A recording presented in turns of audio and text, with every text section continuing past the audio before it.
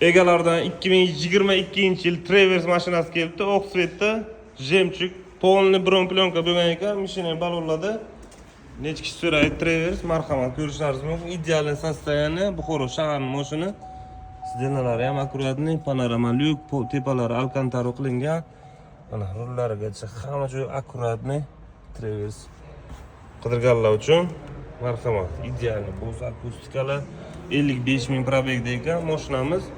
Значит, bo'g'li shumkalar qilingan, tonirovka razрешениялari bor ekan. Tarang mashinacha qidirib yurganlar uchun $30 ming berib yuboraman deyaptilar. Aloqaga chiqasizlar.